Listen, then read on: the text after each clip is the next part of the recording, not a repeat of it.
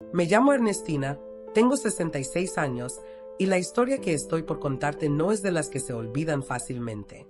A veces la traición no viene de un extraño, sino de la carne de tu carne, de alguien que creíste que jamás te apuñalaría por la espalda. Yo pasé más de 40 años de mi vida construyendo una familia que terminó demostrándome que los lazos de sangre no siempre significan amor. Esta historia comienza en la fiesta de cumpleaños de mi nieta y termina con mi hija y mi exmarido viviendo en la calle. Era un sábado de abril y hacía un calor seco, de esos que queman los pensamientos. Habíamos decorado el patio con globos, serpentinas y una lona con el nombre de Camila, mi nieta más pequeña, que cumplía 8 años. La casa estaba llena de risas, música de fondo, niños corriendo y olor a mole. Yo cociné desde las 6 de la mañana porque, aunque ya no tenía la misma energía de antes, me gustaba ver a la familia reunida. Me hacía sentir útil, querida, aunque esa ilusión estaba por romperse. Ramiro, mi esposo desde hacía 16 años, llegó tarde, 1 hora y media después de que comenzara la fiesta. Venía con la camisa arrugada, el cuello manchado como si hubiera estado abrazando a alguien con maquillaje. Se disculpó con un beso en la mejilla que no sentí. Lo noté distinto, como ausente. Pero lo peor no fue él. Lo peor fue verla a ella.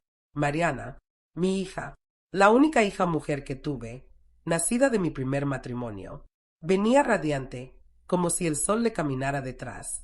Traía un vestido blanco ajustado y un perfume que me resultó inquietantemente familiar, el mismo que yo le regalé a Ramiro hace apenas 2 meses. Al principio, intenté ignorar lo que mi intuición gritaba. Me dije, estás cansada, estás vieja, ya ves cosas donde no las hay. Pero no, no era imaginación. Lo vi con mis propios ojos. Las miradas largas entre ellos, las sonrisas nerviosas, los roces de manos disfrazados de casualidad. Mariana reía con una dulzura fingida cada vez que Ramiro se le acercaba. Y él tenía una forma de mirarla que me hizo sentir que me habían sacado del cuadro familiar sin avisarme. Mi hijo menor, Javier, me preguntó si estaba bien. Le dije que sí, que solo necesitaba sentarme un poco, pero la verdad es que sentía que el mundo se me deshacía por dentro. Aún así, me mantuve en pie, sirviendo comida, partiendo el pastel, tomando fotos. Me repetía una y otra vez, no hagas un escándalo, no aquí, no hoy. Pero cada risa de Mariana me perforaba el estómago. Cada vez que Ramiro se acercaba a ella con excusas tontas, te sirvo más agua, ya probaste los tamales, yo quería gritar. Pero no lo hice. Esa noche, cuando todos se fueron y la casa quedó en silencio, me senté en la cocina con una taza de café frío entre las manos. Mis piernas temblaban. Quería pensar que me estaba volviendo loca, que todo era paranoia de una mujer abandonada por el tiempo. Pero justo cuando me iba a levantar, escuché un sonido detrás de mí. Era Emiliano, el hijo de Mariana. Tenía el celular de su mamá en la mano. Mira, abue, me dijo con esa inocencia que solo los niños conservan. Me mostró una foto. Era en esta misma cocina. Mariana estaba en bata, recargada en el fregadero, y detrás de ella estaba Ramiro, sin camisa, sonriendo, abrazándola por la cintura. ¿Quién tomó esa foto, mi amor?, le pregunté, tratando de mantener la voz firme. Mi mamá. Me dijo que era un secreto, que no le dijera a nadie. Pero tú eres mi abue, ¿verdad que no te enojas si te lo enseño? Me eché hacia atrás como si alguien me hubiera golpeado en el pecho. Le acaricié el cabello, le di un beso en la frente y le dije que fuera a ver la tele. Pero yo ya no era la misma. Esa noche no dormí. Me acosté junto a un hombre que ya no reconocía, que ya no me tocaba, que ya no me miraba. Y en la recámara del fondo dormía mi hija, la mujer con la que él compartía su cuerpo mientras a mí me decía que estaba cansado, que tenía migraña, que el trabajo lo absorbía. Me quedé mirando el techo y pensé en todas las veces que me sacrifiqué por esa familia. En los turnos dobles en el hospital cuando Mariana era pequeña. En los días en que vendí mis aretes para pagar su universidad. En las navidades en que cociné hasta caer rendida. Todo para terminar siendo traicionada por los 2 seres en los que más confiaba. Pero no lloré. No aún. No les iba a dar el gusto de verme vencida. Porque aunque tenía el alma hecha pedazos, algo dentro de mí, algo que viene con los años, con las cicatrices que uno aprende a esconder bajo las mangas. Me dijo que no reaccionara, que observara, que esperara. Así empezó todo, con una fiesta de cumpleaños, una fotografía inocente, y una abuela que decidió dejar de ser ingenua. Ellos no sabían que yo ya lo sabía todo. Y yo decidí fingir que no sabía nada, porque a veces el silencio es más letal que un grito. Y lo que venía iba a demostrarles exactamente eso. A veces no necesitas escuchar las palabras para saber la verdad. Basta con los silencios, las miradas que se esquivan, los abrazos que se enfrían. Después de aquella noche, cada segundo en esa casa era una tortura silenciosa. Lo peor no fue la traición en sí, fue ver cómo me sonreían mientras mentían, cómo se sentaban a mi mesa, cómo usaban mis platos, cómo respiraban mi aire, fingiendo que todo estaba bien. Pero yo ya no era la misma. Esa mujer que aguantaba por mantener la paz, que ponía la otra mejilla por la familia, había muerto en esa cocina frente a la foto que me enseñó mi nieto. Durante los días siguientes, me convertí en una sombra dentro de mi propia casa. Fingía normalidad, pero cada movimiento mío estaba cargado de intención. Observaba sin ser vista. Escuchaba desde la escalera. Me levantaba en las madrugadas solo para comprobar que, efectivamente, Mariana ya no dormía en su recámara. Y Ramiro, el muy cobarde, evitaba mirarme a los ojos. Me hablaba con un tono artificial, como quien teme provocar una explosión. Me preguntaba cómo estaba el desayuno, si ya había regado las plantas, si necesitaba que trajera algo del súper. Hipocresía disfrazada de cortesía. Mariana, en cambio, parecía florecer. Caminaba por la casa como si fuera su dueña. Abría el refrigerador, criticaba mis cortinas, incluso llegó a cambiar la contraseña del wifi sin avisarme. Y yo la miraba con una calma que a veces me sorprendía a mí misma, porque lo que ella no sabía era que cada uno de sus pasos, cada gesto de burla, cada palabra malintencionada, me daba más fuerza para lo que venía. Una tarde, mientras ella hablaba por teléfono en la sala creyendo que yo estaba en el jardín, escuché su voz clara, arrogante, segura. Ya casi es oficial, dijo. En cuanto firme los papeles, lo mudamos contigo. Mamá no sospecha nada. Está viejita, no se entera. Es cuestión de días. Cerré los ojos con fuerza. Me ardió. Me dolió. Pero no dejé que una lágrima cayera. No aún. Esa noche preparé enchiladas como si nada. Me senté a cenar con ellos. Mariana puso una canción de fondo. Ramiro hablaba del clima. Todo parecía normal, pero yo estaba cocinando el momento perfecto para su caída. La calma que me envolvía no era resignación, era estrategia. Al día siguiente, tomé una decisión. Necesitaba a alguien que supiera más que yo. Una mente fría, profesional, legal. Busqué a Patricia Robles, una abogada que una vecina me recomendó después de su propio divorcio. Le llamé y aceptó verme en una videollamada.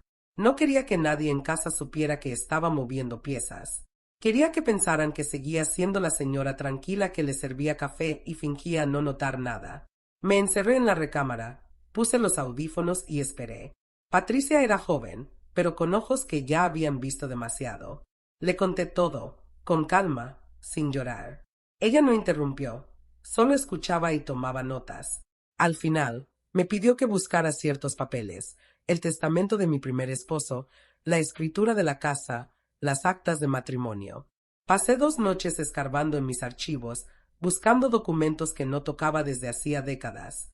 Cuando se los envié, su respuesta tardó solo 1 hora. Señora Ernestina, dijo al iniciar la siguiente videollamada, necesita escuchar esto con mucha atención. Compartió su pantalla. Me mostró un documento que casi había olvidado. El testamento de Antonio, mi difunto esposo. Resulta que él, en su sabiduría, había puesto la casa en un fideicomiso con una cláusula muy específica. La propiedad solo podía ser transferida a su descendencia directa, es decir, a mis hijos, no a ningún esposo, pareja o familiar político. Y aún más, si el cónyuge cometía adulterio, perdía todo derecho sobre cualquier bien común adquirido después de la firma del fideicomiso. Sentí que el aire regresaba a mis pulmones después de días de asfixia. Patricia lo dijo claramente. Si usted puede probar la infidelidad de Ramiro, él no solo pierde la casa, pierde todo lo que construyó con usted desde que se casaron. Yo no dije nada.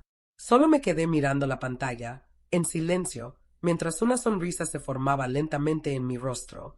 No era de satisfacción, era de justicia. Colgué la llamada y bajé a preparar la cena. Mariana estaba en la sala viendo televisión. Ramiro dormía la siesta en el sillón.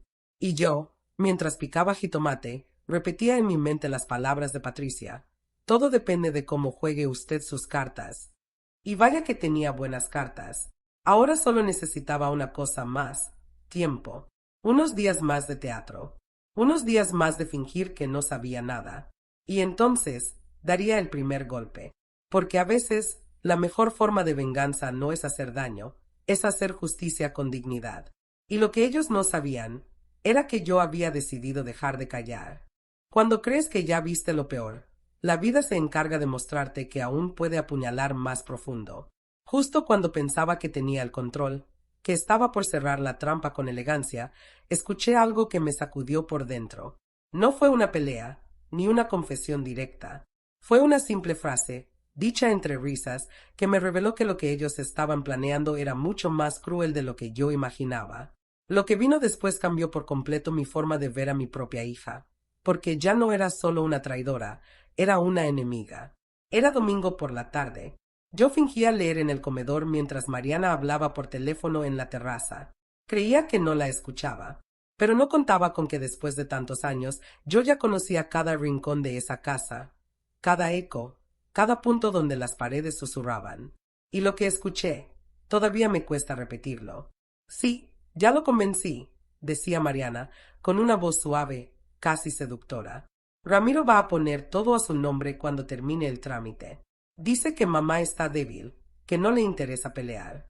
Cuando la mudemos al departamento chico, le vamos a decir que fue lo mejor para todos, que es lo más cómodo para su edad.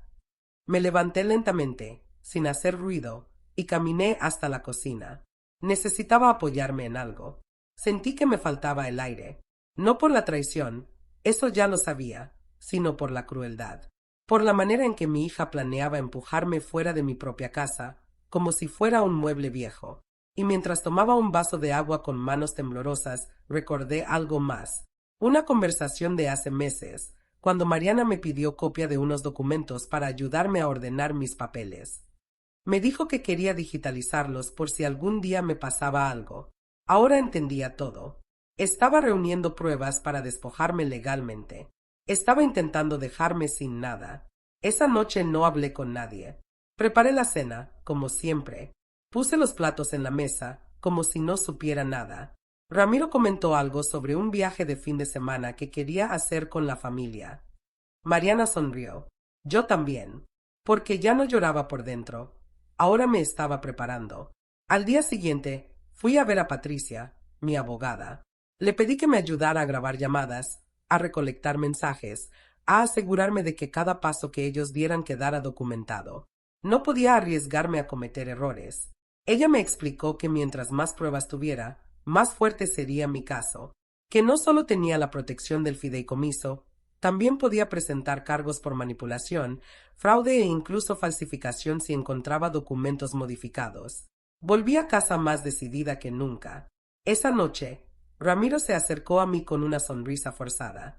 He estado pensando que podrías mudarte a algo más tranquilo. Esta casa es muy grande para ti, amor. Lo miré a los ojos con una calma que lo descolocó. ¿Tú crees? Le dije. Tal vez tienes razón. Y le acaricié la mano. Sentí cómo se relajaba. Estaba convencido de que me estaba rindiendo, pero no sabía que cada palabra suya lo enterraba más profundo. Los días pasaron y fui recolectando pruebas. Mariana dejó su celular un par de veces en la mesa, desbloqueado. Leí mensajes, fotos, notas de voz. En una de ellas, le decía a una amiga, si todo sale bien, en 2 meses tendremos la casa, la camioneta y la pensión. Mamá no va a reaccionar. Ella nunca pelea por nada. Es una señora sola, no tiene con quién defenderse. Ahí supe que me subestimaban no por tonta, sino por ser tranquila, por no gritar, por no romper platos ni llorar en público. Y ahí fue donde me di cuenta de que mi fuerza estaba precisamente en eso, en la dignidad, en la estrategia. Un día, mientras hacía limpieza, encontré en el cajón de Mariana una carpeta con documentos, contratos, planes. Había incluso un bosquejo de cómo querían remodelar la casa, quitando mis muebles, mis cuadros, las cosas que heredé de mi madre. Todo tachado en rojo, con notas como esto va a la basura o esto es demasiado viejo. Cerré la carpeta y la volví a poner en su lugar. No necesitaba confrontarla. Ya no. Solo necesitaba esperar. Ese mismo fin de semana, Patricia me llamó para decirme que ya teníamos suficiente evidencia. Me pidió que me mantuviera serena, que no moviera nada hasta que llegara el día de la firma oficial del divorcio. Que ahí, frente a los abogados, frente a Ramiro y Mariana, se daría el primer golpe. Esa noche, mientras Mariana dormía en la habitación que yo pinté con mis propias manos cuando cumplió 15, me senté frente a la ventana. Afuera, la luna estaba llena. Brillaba con una frialdad hermosa, y yo me prometí que no iba a caer en el odio, que no iba a convertirme en ellas, que iba a terminar esto con la cabeza en alto, porque ya no se trataba solo de mi casa o mi dignidad. Se trataba de demostrar que una mujer que guarda silencio no es débil. Es peligrosa, porque cuando decide hablar, lo hace con todo el peso de su verdad. Y yo estaba a punto de hablar. Hay una calma antes de la tormenta que no se siente como paz, se siente como contención, como cuando uno sostiene la respiración justo antes de saltar al vacío. Así viví esos días previos al divorcio, sonriendo en la cocina, cociendo frijoles, lavando la ropa, haciendo todo lo que se espera de una esposa resignada. Pero por dentro ya me había despedido de esa mujer. Yo no era la víctima de esta historia. Era la testigo silenciosa de una caída anunciada. Y ellos no tenían idea de cuán cerca estaban del borde. El lunes por la mañana, mientras Ramiro se duchaba y Mariana dormía, recibí la notificación oficial del juzgado, fecha, hora y lugar de la firma del divorcio. Lo tendría todo listo para el viernes siguiente. Patricia me pidió que no cambiara mi actitud, que no diera señales. Ellos creen que ya ganaron, me dijo. Déjalos creerlo. Y eso hice. Los dejé planear su victoria, decorar su fantasía, mientras yo cuidaba cada detalle de lo que sería su caída. Esa semana, Mariana empezó a hablarme como si ya fuera la dueña de todo. Me preguntaba si quería quedarme con alguna cosita de la casa para llevarme al nuevo departamento. Me ofreció un sillón viejo y un microondas. Su tono era generoso, casi compasivo, como si estuviera haciéndome un favor. Me dolió, claro, pero no por lo material. Me dolió ver en qué se había convertido. En una mujer fría, ambiciosa, incapaz de ver más allá de su propio espejo. Ramiro, por su parte, se mostraba especialmente servicial.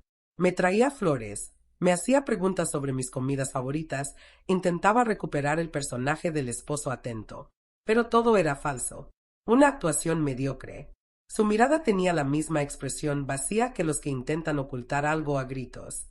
El jueves por la noche, cenamos juntos por última vez como familia. Hice arroz con mole y serví agua de Jamaica. Mariana habló de sus planes futuros, de los cambios que quería hacer en la cocina, de cómo la casa iba a verse más moderna. Yo asentía, sonreía y les deseaba lo mejor. No sabían que ya tenía mi propio plan, uno que no incluía la cocina ni la casa, sino justicia.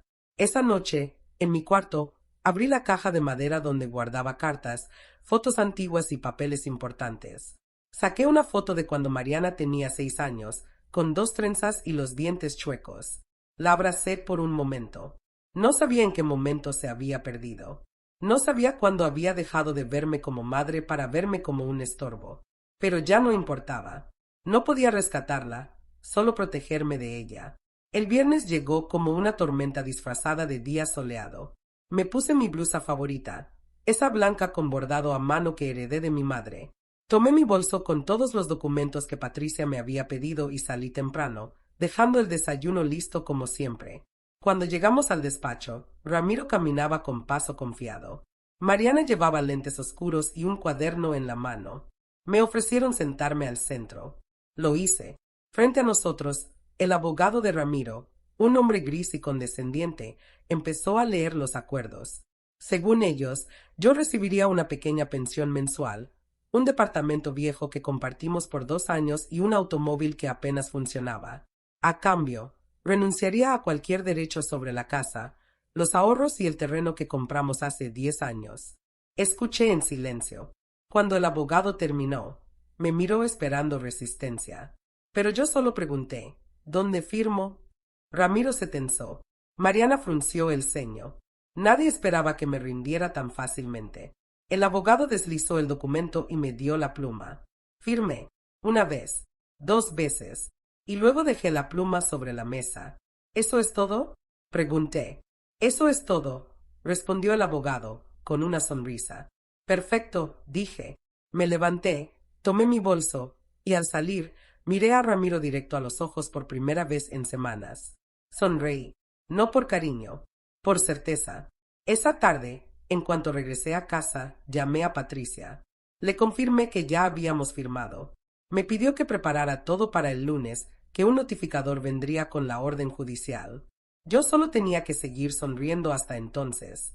Y lo hice. Esa noche, Mariana trajo una botella de vino y brindó por su nueva vida. Me ofreció una copa. Acepté. Brindamos. Pero mientras ella hablaba de sus planes de remodelación, yo pensaba en lo cerca que estaba de recuperar mi libertad. Y algo más importante, mi dignidad. No quería venganza. No quería verlos arruinados. Lo que yo quería era verlos enfrentando la verdad. No la mía, la suya. Y estaba por llegar.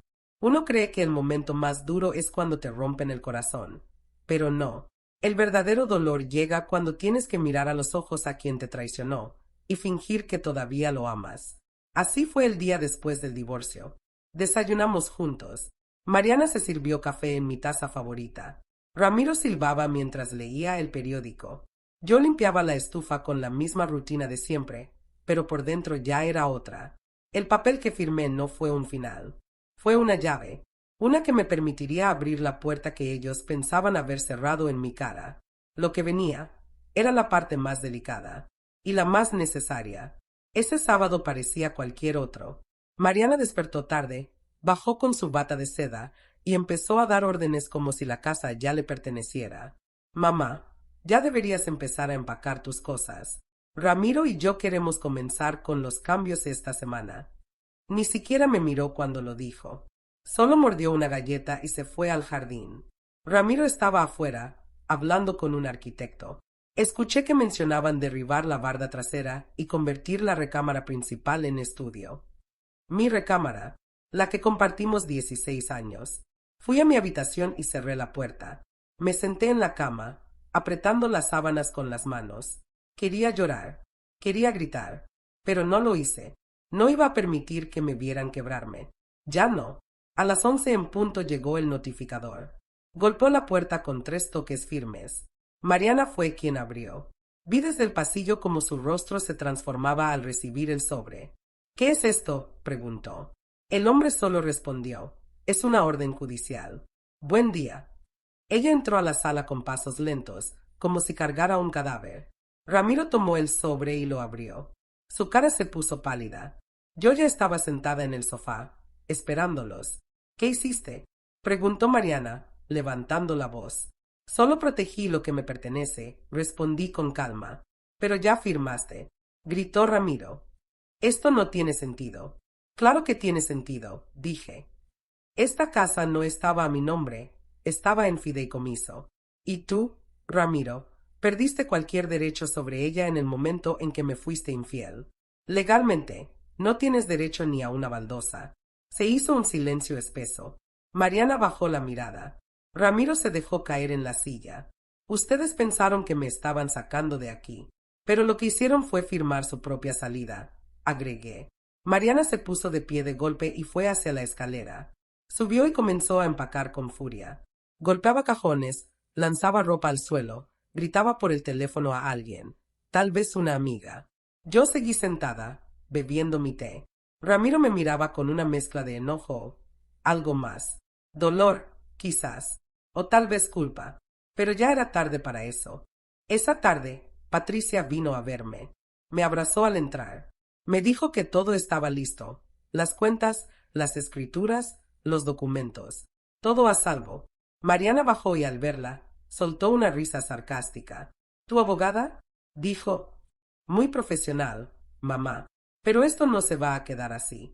No me amenaces, Mariana, dije, por primera vez sin temblor en la voz. No soy tu enemiga. Lo fuiste tú, cuando decidiste usarme. Ramiro se levantó, nervioso. Podemos hablarlo, dijo. Podemos llegar a un arreglo. El arreglo ya está hecho, legal, limpio y definitivo.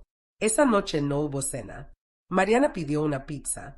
Ramiro se encerró en la habitación de visitas. Yo dormí como no dormía desde hace meses, en paz. Al día siguiente, se fueron sin despedirse. Dejaron cosas tiradas, puertas abiertas, platos sucios, como una tormenta que pasa y deja todo en ruinas. Pero lo que no sabían era que no me dejaron sola, me dejaron libre. Pasaron los días. El teléfono sonaba, pero no contestaba. Recibí mensajes de familiares, unos sorprendidos, otros indignados. Pero yo ya no debía explicaciones. Por primera vez en años, la casa era mía, en silencio, sin gritos, sin mentiras. Una tarde, mientras regaba las plantas, mi nieto Emiliano llegó con una carta dibujada. Para ti, abue. Te extraño.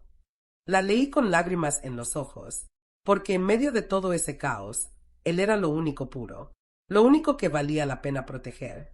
Y lo hice, no con odio, no con venganza, con amor propio y con justicia. Pensaron que todo había terminado, que me habían sacado de mi propia historia, que yo era solo un obstáculo viejo en su camino hacia una vida cómoda. Pero la vida, cuando uno la observa con atención, siempre da una segunda vuelta. Y esa vuelta llegó más rápido de lo que ellos esperaban. No con escándalos, ni venganza, sino con consecuencias. Porque toda decisión trae un precio. Y ellos apenas comenzaban a pagarlo. 3 días después de que se marcharon, Mariana intentó entrar a la casa.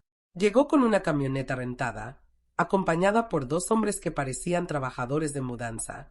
Tocó el timbre como si fuera una visita cualquiera. Yo abrí la puerta con calma, vestida con mi delantal, las manos húmedas de haber estado lavando trastes. Vengo por mis cosas, dijo, sin mirarme a los ojos. Tus cosas están empacadas, respondí. En la entrada trasera. Nada más que eso. También quiero entrar por las cortinas de mi cuarto y por los cojines del sofá. Yo los compré, agregó, con esa voz suya que usaba cuando intentaba sonar superior. No puedes entrar, Mariana, dije tranquila. Legalmente no vives aquí. Y si cruzas esa puerta, puedo llamar a la policía por allanamiento. Ella apretó los dientes. Dio media vuelta, pero no se fue. Llamó por teléfono a alguien. Luego vi cómo se acercaba un patrullero que casualmente pasaba por la zona. Le habló. Señaló mi casa.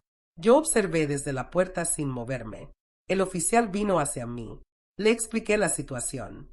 Le mostré los documentos, la orden judicial, la constancia de propiedad. Él los leyó, asintió y regresó con ella. Mariana discutió. Gritó. Le dijo que era mi hija, que tenía derecho. Pero el oficial le respondió con firmeza. Ser hija no te da derecho a invadir propiedad ajena, señorita. Esa fue la primera vez que vi en sus ojos algo parecido al miedo. Esa noche recibí un mensaje de Ramiro. Podemos hablar. No quiero problemas. Esto no debía terminar así. No le respondí. No porque no tuviera que decir, sino porque ya no tenía nada que explicarle. Pero la historia no terminó ahí. Lo que parecía cerrado apenas empezaba a abrirse por dentro. Al día siguiente, mi vecina Teresa vino a tomar café conmigo. Siempre había sido una mujer discreta, pero ese día se notaba nerviosa. Me contó que su sobrino trabajaba en el mismo despacho donde Ramiro había empezado un nuevo proyecto, y que lo habían despedido, sin aviso. Según le dijeron, una clienta presentó una queja formal. Alguien que tenía pruebas de que él había intentado transferir bienes sin autorización. Su prestigio, su reputación, todo empezó a caerse. Mariana también lo sintió. Escuché por otras vecinas que discutían a gritos en la pensión donde se estaban quedando, que ella le reclamaba por haber confiado en una señora débil y torpe, que él le gritaba que por su culpa lo había perdido todo. Y ahí entendí algo que cambió por completo mi perspectiva. Ellos no eran pareja, no eran cómplices verdaderos. Solo eran dos personas rotas que se usaban mutuamente para llenar sus vacíos. Yo fui solo una pieza en su juego, y cuando la pieza dejó de ceder, el juego se derrumbó. Pasaron 2 semanas. Comencé a recuperar mi rutina. Volví al mercado, al club de lectura, al parque donde solía caminar con mis amigas. Pero algo en mí era distinto. Ya no me encorvaba. Ya no me disculpaba por existir. Caminaba con la certeza de quien sobrevivió al incendio, y aún así huele a flores. Una tarde, mientras regaba mis plantas, vi a Emiliano, mi nieto, cruzando la calle solo. Venía con los ojos llorosos, cargando una mochila. ¿Qué haces aquí, mi amor? Le pregunté. Mi mamá dice que no puedo hablar contigo. Pero yo te extraño, abue. Lo abracé con el alma. Le preparé leche con pan dulce, como siempre. Le puse una cobijita y lo dejé dormir en el sofá. Esa noche, me di cuenta de que el daño que Mariana y Ramiro habían causado no solo me tocaba a mí. Había salpicado a un niño que no tenía culpa de nada. Y ahí decidí algo. No iba a permitir que Emiliano pagara por los pecados de los adultos. Llamé a Patricia al día siguiente. Le pregunté si había forma legal de proteger al niño. Ella me dijo que sí, que podíamos solicitar un régimen de visitas, incluso, dependiendo de lo que demostráramos, solicitar custodia temporal si las condiciones lo justificaban.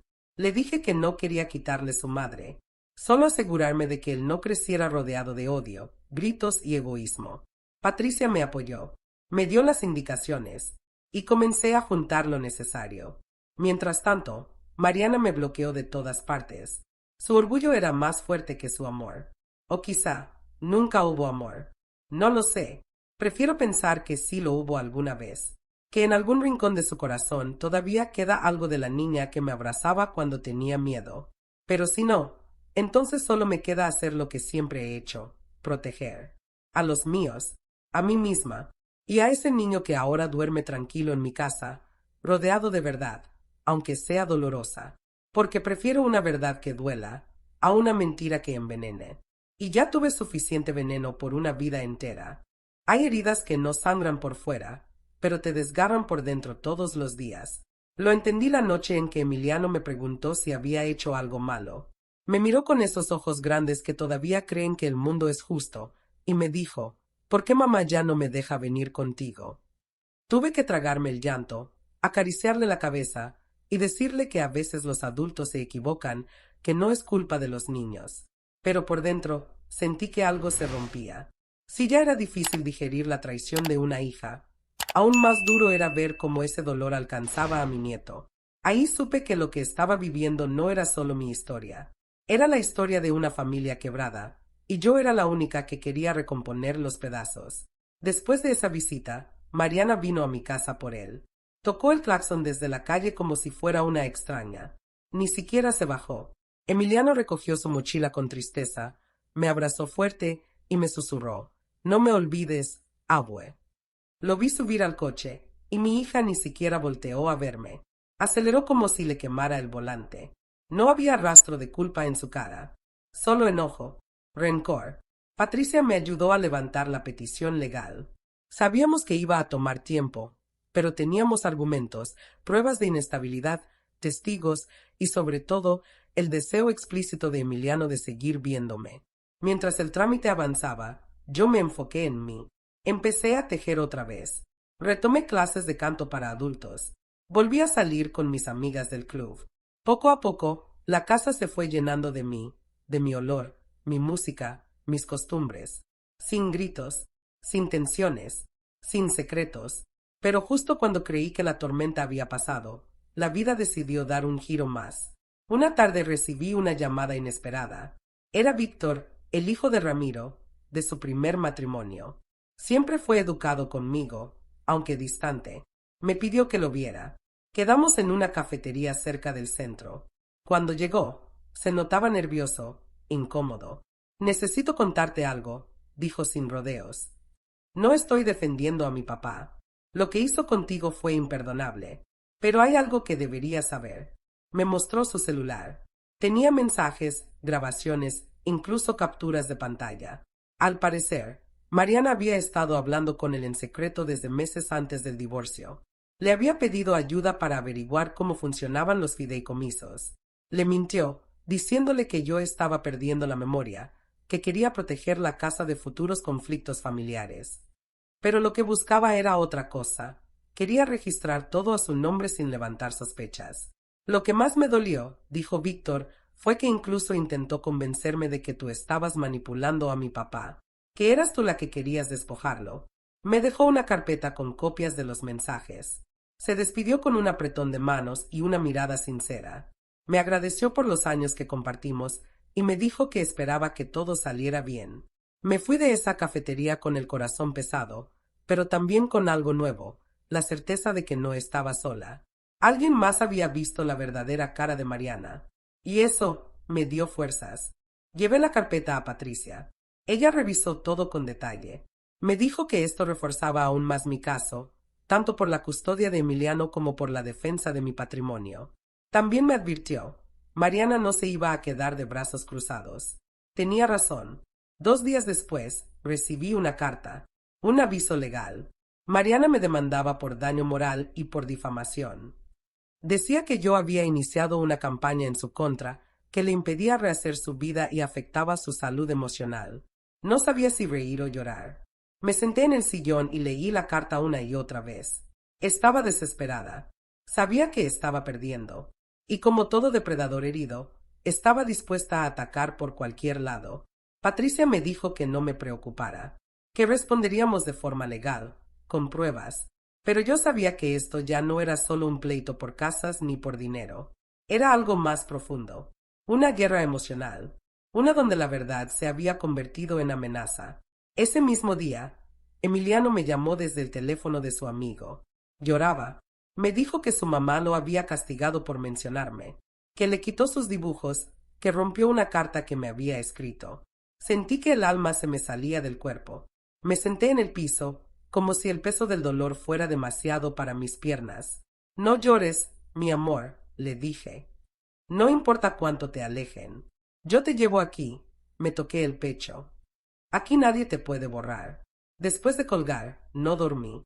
Me senté en la sala con las luces apagadas, mirando las sombras proyectadas por la lámpara de la calle. Pensé en todo lo que había pasado, en lo que había perdido, pero también en lo que había ganado. Había recuperado mi voz, mi fuerza, mi identidad y, sobre todo, había empezado a ver con claridad quién merecía un lugar en mi vida y quién no.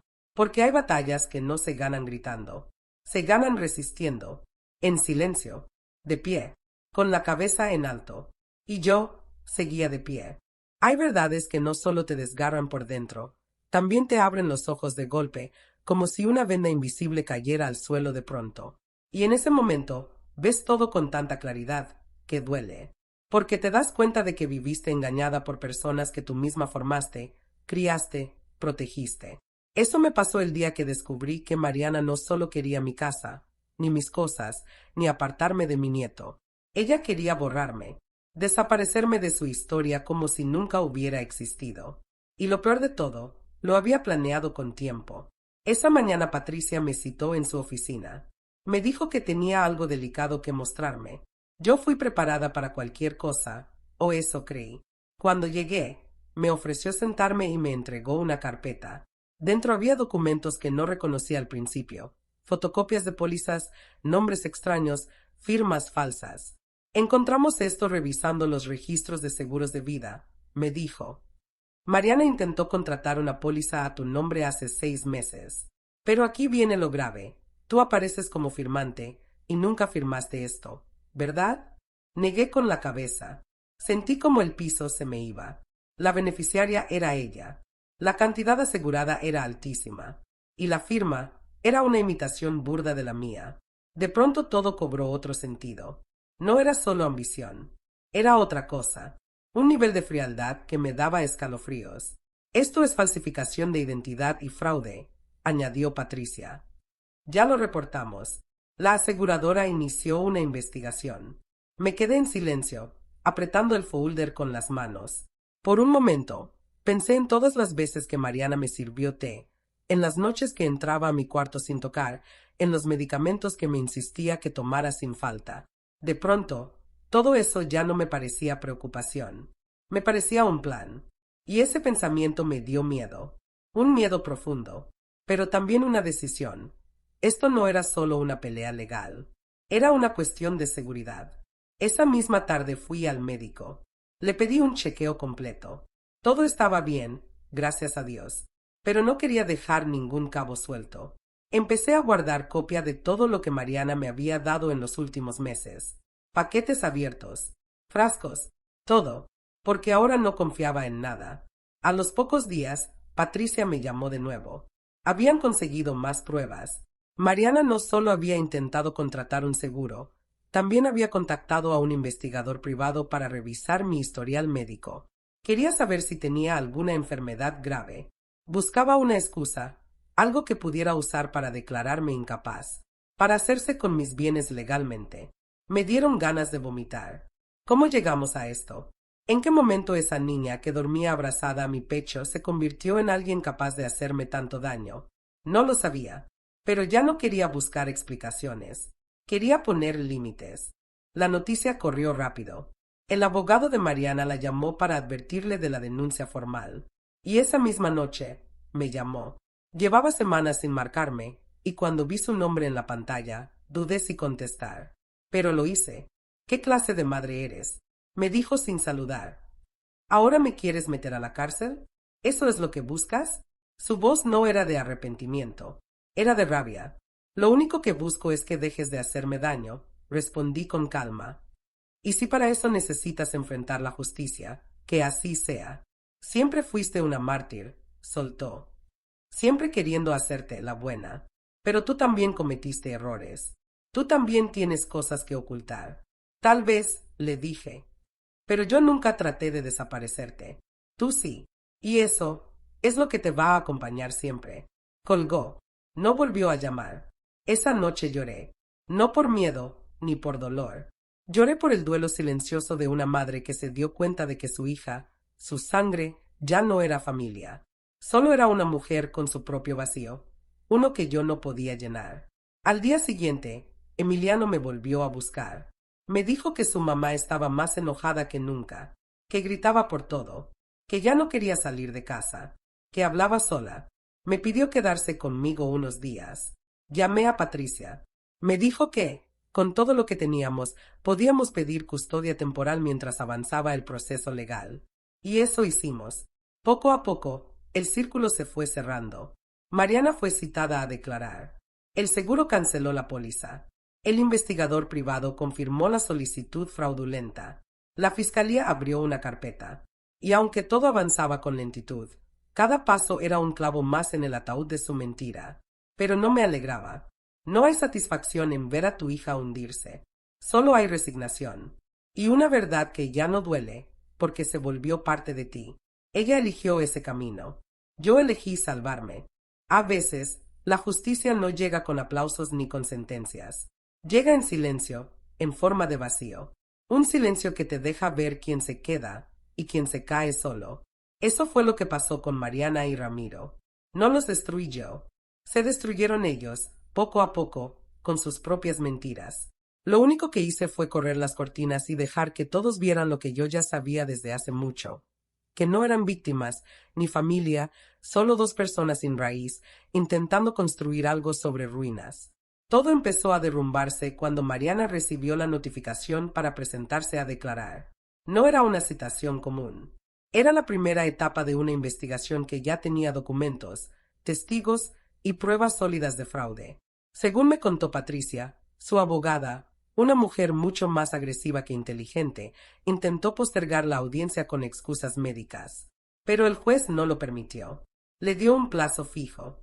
Si no se presentaba, se dictaría orden de presentación. La noticia corrió rápido.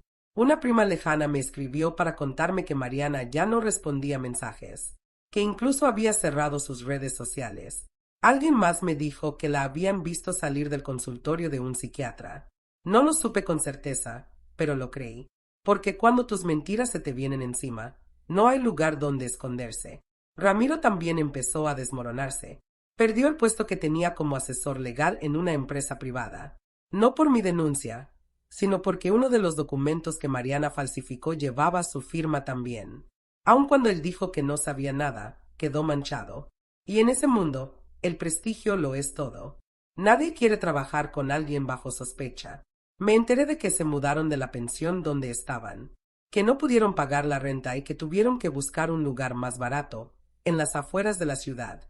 Una vecina, que tiene una sobrina en ese rumbo, me dijo que Mariana vendía ropa usada en línea y que Ramiro trabajaba como chofer de aplicación.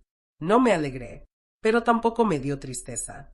Solo pensé, todo vuelve, a veces tarde, a veces sin ruido, pero vuelve. Yo, mientras tanto, me ocupaba de cosas simples. Mis plantas, mis libros, las clases de Emiliano, el té de las 5. Volver a vivir sin miedo fue como volver a respirar después de años de asfixia. A veces me costaba creer que todo había pasado, que el infierno que viví estaba detrás. Pero bastaba con mirar a mi nieto dormido en el sillón, tranquilo, para recordarme que no fue un sueño, que sí lo enfrenté, y que sobreviví. Una tarde recibí un sobre. No tenía remitente. Dentro había una carta escrita a mano, con letra que reconocí de inmediato. Era de Mariana. Mamá, no te escribo para pedir perdón. Sé que eso no lo cambia todo. Te escribo porque no tengo a nadie más. Estoy sola. Ramiro me dejó. Dice que le arruiné la vida, que por mi culpa lo perdió todo. Y tal vez tenga razón. Pero también él me usó. Me manipuló. Me hizo creer que me amaba. Y cuando todo se cayó, fue el primero en huir. La carta seguía, con líneas borrosas por las lágrimas que claramente cayeron mientras escribía. Hablaba de cansancio, de culpa, de noches sin dormir. Me dijo que pensó muchas veces en quitarse la vida, que solo no lo hizo por Emiliano, que aunque estaba dolida, todavía lo amaba. Me quedé sentada con esa carta en las manos por un largo rato. Sentí muchas cosas, rabia, compasión, tristeza, pero no sentí odio. El odio ya lo había soltado. No le respondí, porque hay heridas que no se curan con palabras. A la semana siguiente, Mariana se presentó finalmente ante el juez. Fue sola. Patricia me dijo que iba desaliñada, sin maquillaje, con el cabello recogido como si no le importara nada. Declaró, negó, lloró, pero las pruebas hablaban más fuerte que ella. El proceso seguiría su curso. Yo no celebré, no me vestí de gala, no levanté la voz. Simplemente preparé arroz con leche y lo compartí con Emiliano viendo una película vieja, porque la justicia no siempre se ve como la pintan. A veces es solo eso, poder respirar en paz mientras los demás se ahogan en su propio veneno. Esa noche me asomé por la ventana y vi a Emiliano dormido en el sofá. Su respiración era suave, su rostro limpio. En ese momento supe que, aunque mi familia se había roto, algo se había salvado, algo puro, algo digno, y eso, para mí, era victoria suficiente. Uno no elige a la familia que tiene, pero sí puede elegir a quien seguir llamando familia. Esa fue la lección más dura que aprendí después de todo. No hay dolor más profundo que ver en los ojos de tu propia hija la traición. No hay vacío más frío que el que deja a alguien que criaste con amor y que decide devolverte solo desprecio. Pero también descubrí algo que no esperaba. Hay vida después de perderlo todo. Y a veces, cuando el polvo se asienta, la paz llega sin hacer ruido. Pasaron varios meses desde la audiencia. El proceso legal seguía, pero ya no lo esperaba con ansiedad. Patricia me mantenía informada. Mariana había tenido que presentarse a varias citas con el Ministerio Público, y aunque no fue arrestada, quedó inhabilitada para realizar movimientos financieros sin autorización judicial. Lo que para ella era un castigo, para mí era una advertencia. No vuelvas a intentar robar lo que no es tuyo. Emiliano seguía conmigo. El juez le otorgó la custodia temporal mientras se resolvía el entorno familiar. Mariana podía verlo, sí, pero bajo supervisión. Al principio venía con frialdad, con la mirada baja, sin saber qué decir. A veces lloraba en silencio cuando se iba. A veces ni siquiera me saludaba. Pero yo no buscaba venganza. Solo quería que su hijo no creciera en medio de la misma oscuridad que ella había dejado entrar en su vida. Ramiro desapareció. Supe que se había ido a otra ciudad. No me sorprendió. Siempre huyó cuando las cosas se ponían difíciles. Supongo que pensó que podía reconstruirse lejos, que podía empezar de cero. Pero cuando cargas con el peso de lo que hiciste, no hay distancia suficiente.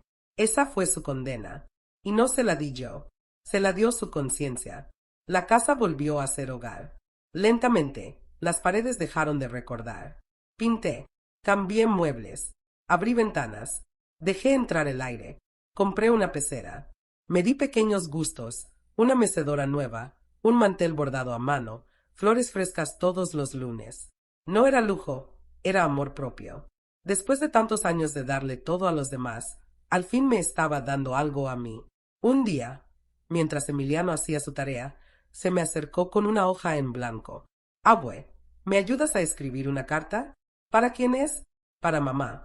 Quiero decirle que la perdono, pero también que me quedo contigo. No supe qué decir. Me llené de lágrimas, pero no de tristeza, de alivio, de orgullo. Le ayudé a escribirla. No corregí sus palabras, solo lo acompañé, porque perdonar no es olvidar. Es decidir soltar sin olvidar quién eres. Y Emiliano ya estaba aprendiendo eso. Tiempo después, Mariana pidió hablar conmigo. Me llamó. Su voz era distinta, más apagada. Me dijo que no esperaba que la dejara volver, ni que la abrazara. Solo quería pedir perdón. Dijo que ahora entendía lo que había hecho, que se había dejado cegar por el resentimiento, por la idea absurda de que yo le debía algo más, que su rabia venía de heridas no sanadas y que Ramiro solo supo usar eso en su beneficio. Escuché en silencio. Le dije que aceptaba su disculpa, pero que perdonar no significaba olvidar todo, que yo no podía volver a confiar de un día para otro, que había cicatrices que todavía dolían. Lo sé, me dijo. Solo quería que lo escucharas de mí. Colgamos en paz, sin promesas, sin reconciliaciones forzadas, solo con la verdad sobre la mesa. Ahora, cuando camino por mi casa y veo a Emiliano jugar con sus dinosaurios en la sala, siento que todo valió la pena, que cada lágrima, cada noche sin dormir, cada silencio tragado, me trajo hasta aquí, a una paz que no conocía, a una libertad que nunca me permití antes. No tengo todos los finales que quise. No tengo una hija que me abrace cada domingo. No tengo un compañero con quien envejecer. Pero tengo algo más poderoso, la certeza de que sobreviví, de que me defendí, de que protegí a quien más lo necesitaba. Y eso me basta. Si tú estás escuchando esto y alguna vez sentiste que te apagaban, que te empujaban fuera de tu propia historia, quiero que sepas algo, siempre hay tiempo para recuperarte. Siempre hay fuerza en ti, aunque nadie la vea, aunque tú misma la hayas olvidado. Yo lo hice, y si yo pude, tú también puedes.